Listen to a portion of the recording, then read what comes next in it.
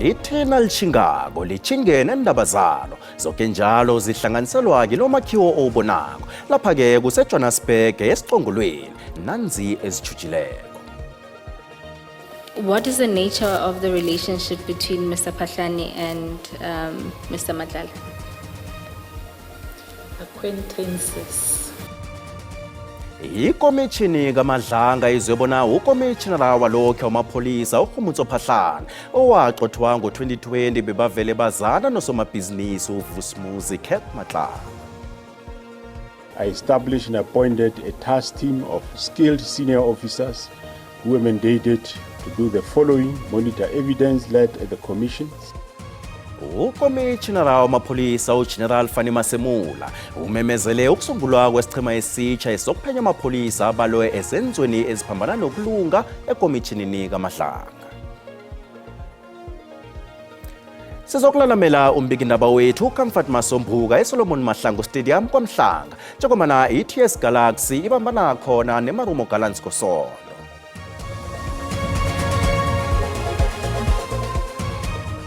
Bavuka ngesamarimari mababekindaba balapha ekhethu benzela ukuthi uzibambe sachisa zithi zingafika sizigende njengoMntathu Chisako sizidlulisele ngakuwe ngikuthulani Bongwe lothanike ezandamba manje.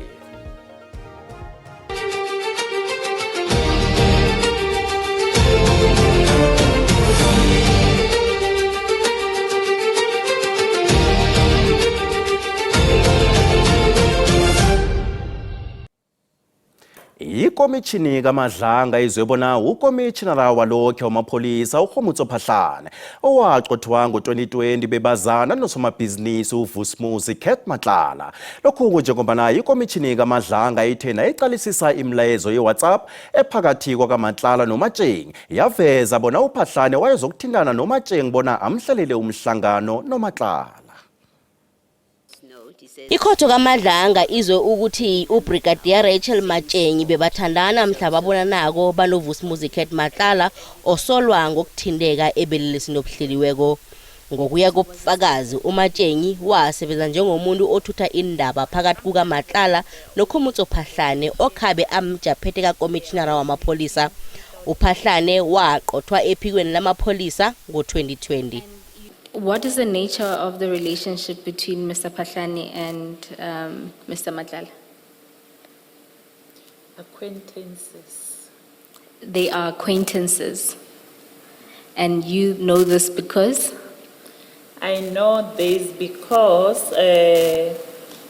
sometimes when General Phahlane is looking for Mr. Matlala and he can't get through him, he will either call me knowing that I will see Mr. Matlala or I will relay the message. Imilayezo yeWhatsApp ibuye yatshengisa ukuthi batsho uMatsheng waba uMatlala umchoka obizwa ngeOzempic obiza i4,500 wathi batsho bengasiyinto ephambene nokulunga kodwana bese kumuntu wengubo azibawela into emntwini athandana naye.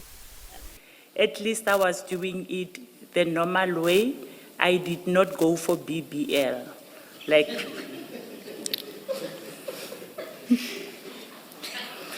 others did BBLs.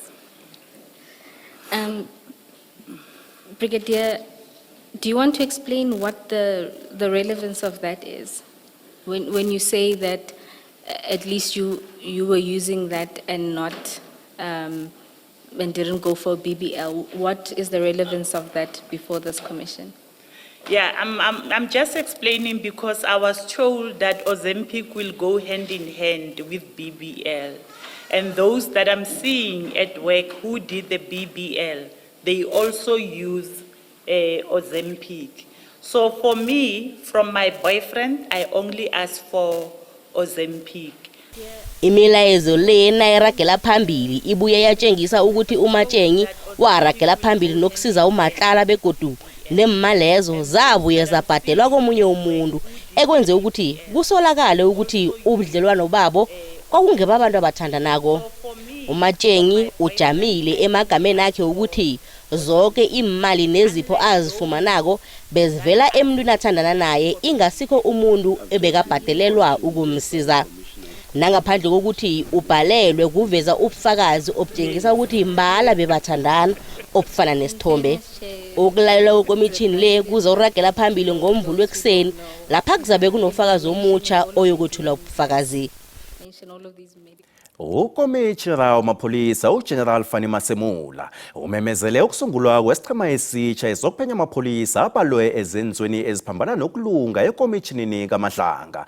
Masemula umemezele lokhu nabekakhuluma nembikindaba ePitori namhlanje. Isichema lesi sizokusekelwa libandla lezokutshutshiswa komphakathi. Ukusungulwa kwesichema lesi kulandela umyalo kaMengameli uCyril Ramaphosa ngemva kokukhutshwa kombiko wesikhatshana wekomitjhini kaMadlanga. Nabekethula umbiko wobujamo bemapholiseni, ukomishinara wamapholisa uveze ukuthi akazukuvezwa amagama wamapholisa athindeke ekomitjhinini kaMadlanga njengoba kusaphenywa nje. Uthi wonke amalunga athintekako azisiwe ngokuphenywa kwawo ngokungaziphathi kuhle emsebenzini begodu selasezingeni eliphezulu amahlelo wokukhalinywa kwawo. Kanti kujanyiswa amapholisa amabili asengikhundleni eziphezulu. I established and appointed a task team of skilled senior officers who were mandated to do the following: monitor evidence led at the commissions and identify, of course, names of SAPS employees who were implicated to ensure that disciplinary investigations are initiated in cases where there is credible information that may lead to misconduct. Kanhlangana nokhunye ukomishinara akhulume ngakho zimbalobalo zobulelesi ngesikhathi samaholiday kaChristmas. Majority of those arrested during the festive period were in possession of drugs, bringing the total of those arrested for drug possession to 33,397, and a total of 4,281 drug dealers. Remember, there's difference between possession and dealing. Drug dealers were also arrested during this period. We also noted a high number of drunken drivers arrested. Umasemula uthi banethemba lokubana isiqhemesi siyawazi umsebenzi. Ngingunontokozo Sikhosana wendaba ze-SABC ngikubekela ngise-Auckland Park eJohannesburg.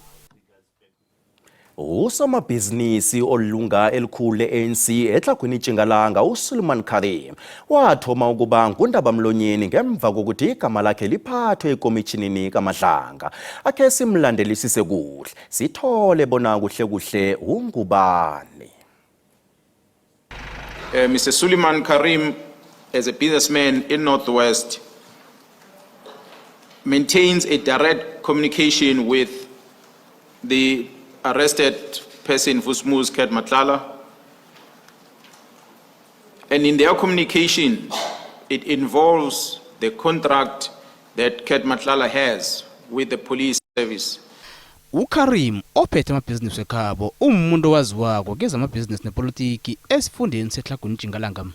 We can confirm that Comrade Karim Suleiman is a member of the ANC in good standing. Iyahluka imbono kwasamabhizinisi besifundisi ngamabhizinisi kaKarim. I can describe him as a person that we have been threatened about before we could approach him. Immediately after we approach Soli, in most of the department that we have, every business it's Suleiman. uKarim unamathenda kumasipala wesingi sengakamundere mulema nakurhulumende wesifunda emnyangweni wezefundo ubukhwari imidlalo namasiko.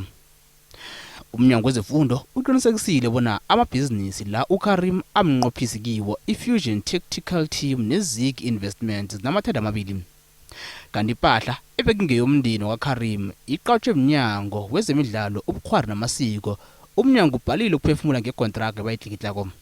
When we have politicians that are business people that are active in the governing party or ANC in particular, this says in essence that the manner in which the tendering system will be applied is that it will always favor those with a close proximity. Igama likaKarim livela amahlandla ambalwa ekomitjhinini kaMadlanga liveza ubufakazi abafaka uX noBrown Mkhosi. iSABC izamile ukulalamela uKarim bona phawule kodwa akhange imfumane. Amagqwetha kaVusumuzi Kurt Matlala atshale ikhotho ephakemeko eJohannesburg ebona hlongoza ukuletha esinye isibawo sebheyili okulandela amaphuzu amatsha. uMatlala nabanye abane asolwa nabo bavele ekhotho ngamacala ekubalwa hlangana ukubulala, ukulinga ukubulala namanye. uVusumuzi Kurt Matlala kulindeleke ukuthi ayokufaka isibawo sebheyili godu. Usifake kokuthoma ekhotho kaMagistrata eAlexander ngomnyaka opheleleko. Usolwa ngokuba ngungqondongqondo ecaleni lokulinga ukubulala uTebogo Thobejane, uJosi Banyoni kunye noSanki Mukubung. We've got certain instructions at this point in time. We need to have access to the client, and that obviously means that he's actually to sign certain affidavits. That doesn't only relate to the issue of an urgent, but also to the issue of a bail application on new facts, which obviously can potentially alleviate a lot of the issues we're currently dealing with. Isiqhema samagqwetha kaMatlala azwakalise ukusilingeka ngokubhalelwa ukufinyelela ubufakazi obuphethwe embuso. Amagqwetha kaMatlala afuna nokuthi client labo lisuswe ejele eBhongweni Super Maximum Correctional Center asiwe ezikweni eliseGauteng. From this correspondence that I received from them is that they are not unreasonable in granting access to accused number 3 for consultations. In fact, they allowed his attorney to consult with him at Kosimamkhulu. Ikhotho ibhalile bona idoswele endabeni yokubotshwa kukaMatlala. The state or correctional services in particular have got their reasons why they are of the view that your client ought to be kept at that facility. Si ecaleni uthembise ukunikela wonke amaphepha afunekako. uMatlala naloya solwa naye kulindeleke ukuthi babuyele gode ekhotho ngelesine. Nasibuya eNtolo. Was knife next to her body and broken pieces of bottle. Isibawo sebheyili salaba ababulele ngesihluku uLusanda Mathabela ngakwabo sithuleselwe ngomvulo.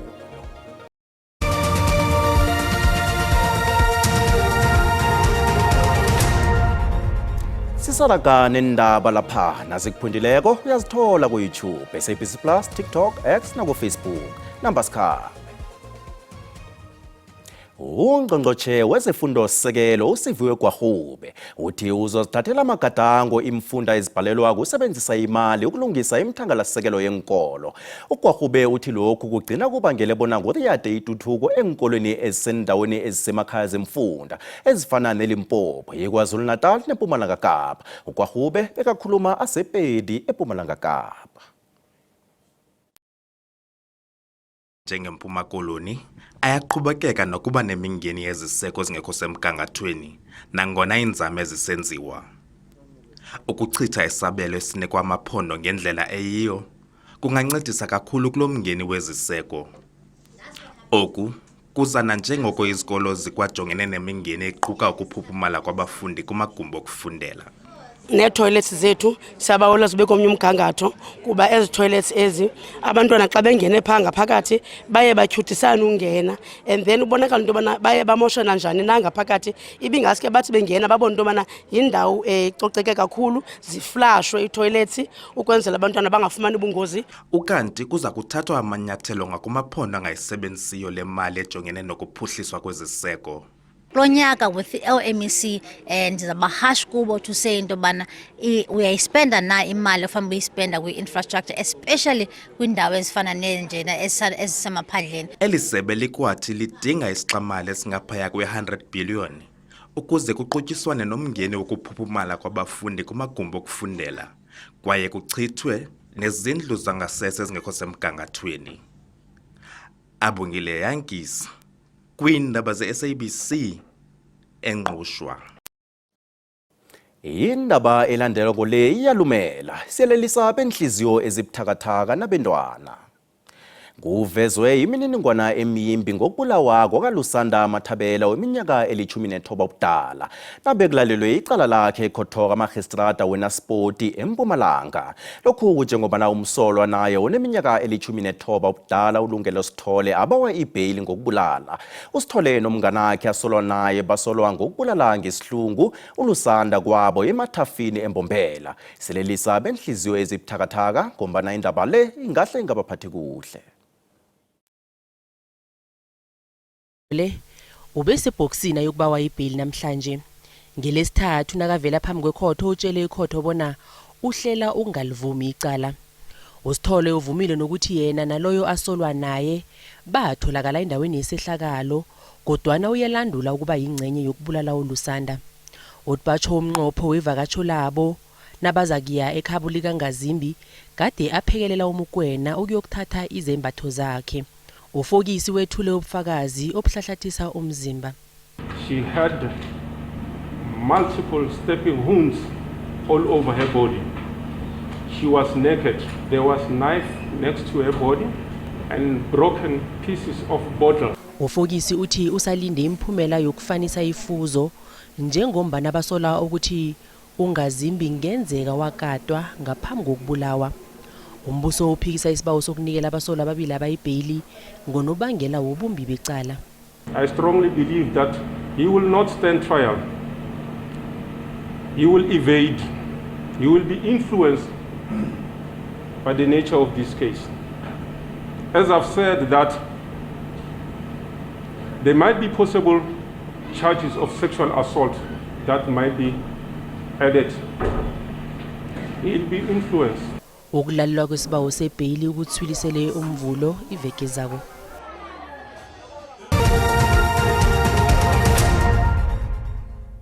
Ngezimali iranda linzinzile nalinganiswa nezinye imali ezinkulu.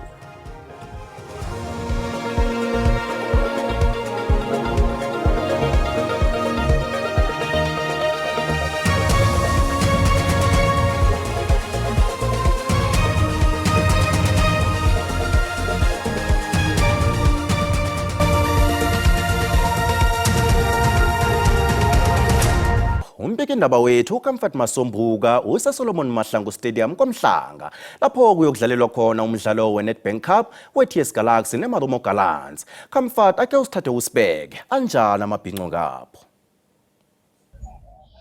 Thulani mswakwabongwe ngiyathokoza nangambala sikhona la etatawini lebhola eragwako iSolomon Mahlangu Stadium la kwaMhlanga eMpumalanga lapho la iningi labantu lilindele khona umdlalo omkhulu ekulindele ukuthi ke ube ngempela veke sichinga kiyo longosondo lapho kuyokubambana khona iTS Galaxy yokubambana nesichema sanana nesichema seMarumo Gallants ephaliswaneni leNedbank Cup kiyona kanike uzakhumbula lesi stadium sakhiwa eminyakeni yabo 1980s ngaphasi kombuso wesabelo salokhu KwaNdebele kwakufanele kube yi-Independence Stadium njengoba isabelo salokhu saKwaNdebele kwakulwelwa ukuthi ke sibe nomazibuse kodwa ke kuhambeni kwesikhathi akhanga saba impumelelo umazibuse loyo sachugululwa kwaba yiKwaMhlanga Stadium kanti ke sasetshenziswa njengekhaya lesichema sebhola eragwako iWitbank Aces ngiyo yayigijima la eminyakeni yabo 90s nekukulapho kusagcina khona ukusetshenziswa emidlalweni esezingeni eliphezulu ke kanti ke sihlezi isikhathi esiningi iminyaka pheze emachuma amathathu yonke solo singasetshenziswa bese khambeni kwesikhathi sabalikhaya lesichema esidlala lapha eligini ephasana iKaizer Stars kanti ke njenganje sibuya nje iTS Galaxy ke nayo ke izosebenzisa lesi stadium lapho ke la zizabe zirathulathulana khona abantu abaningi kulindele ukuthi ke bafike la njengoba ubona namalungiselelo akhamba ngokwekhabo lakhona amalehe ayatikwa lapha kulumathiswa indambo kwenzela ukuthi ke khanye ngokwekhabo lakhona imida ithaliwe utshani buhlaza hlapa yonke into ehlezi ngokwekhabo lakhona ke mapala siyabona nawo ngemva kwamako ke khamba kuhle ngokwekhabo lakhona ke amalungiselelo enziwe ke lapha ke abantu bathomile bathenga amathikithi ke kanti ke imphathi mandla zala kumasipala dalo zithi ke zinethemba elikhulu ukuthi ke ukubuya kwalesi stadium namkha ikundla le kuzokwenza ukuthi ke kube nesiphithiphithi ke kanti kuba nesiphithiphithi kutsho litho likhulu emphakathini walapha ke ukutsho ukuvula amathuba wemisebenzi kabanye abantu ke kanti ke nabo somabhizinisi bazokuhlomula ngendlela ezihlukahlukeneko nangambala ke sesakubonana khona kiwo lo mdlalo omkhulu ozokubanjelwa la ngithula ngidumi mina ngibuyela eAuckland Park estudio sethu sendaba kuthulani umswakwabongwe. Ekhasini leFacebook sibuze ngomdlalo weNedbank Cup ophakathi kweTS Galaxy neMarumo Gallants eSolomon Mahlangu kwamhlanga kwaNdebele eMpumalanga. Asizwe umbono wakho.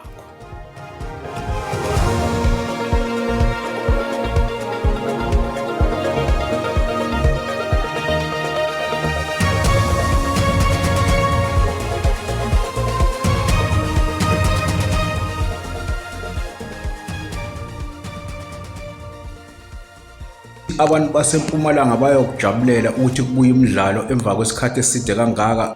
Kulamaqembu amabili alikho elikhulu kunelinye. Ngicabanga ukuthi kodwa iTS Galaxy inamathuba. iTS Galaxy iza kuthumba ngamagondelo amabili, iMarumo Gallants izeza ngemva ngelize. Kuyajabulisa ukubona umdlalo omkhulu kangaka ulethwa kwaMhlanga eMpumalanga. Ngicabanga ukuthi abantu bakwaMhlanga bazosebenzisa lethuba lelo begcwalise inkundla. Kuhle xa sibona amabala egqitshelo kudala udlalwa kuwo. Sibone kukho imidlalo emikhulu ngolhlobo. Ndizeqhude manekiniki izindala zombini ngokubona kwam iTS Galaxy izayiphumelela. iTS Galaxy iteam obona ukuthi idlala kangcono kulamalanga. Yona ngicabanga ukuthi izokwazi ukuthi idlulele phambili. Hayi mina ngibona izowina iTS Galaxy lapha ngoba iMarumo isazikhotha amanxeba. Izoba dumuza iTS Galaxy futhi lapha neSolomon Mahlangu phela ikhaya labi komkhulu leliyana. Yiso esokuphuma phambili kuNedbank Cup. TS Galaxy. Umbono ngeombukele SABC ayizokuthweswa umlando wokuziphendulela kombono ombukele. Zamatsaba kude ziyona napujamo bakho bizulu.